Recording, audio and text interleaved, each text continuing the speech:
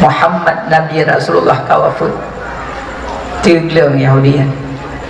berarti yang terang-terang tu lung roti kelun yang lung caci lung hina lung ken pendusta penyihir penjahat Muhammad Rasulullah Muhammad Nabi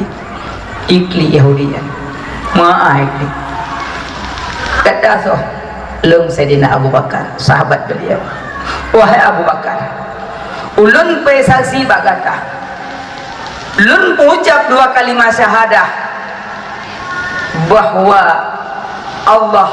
lun iman kepada Allah dan ke Rasulnya Allah Nabi Muhammad yang borokan gecaci hina Nabi tapi dengan kelembutan Rasulullah mengucap 2 kalimat syahadah Yahudi nyamban akhlak Nabi duknan dicaci dihina tetap gesuapin roti idanya sikre ikun mukuah handai takli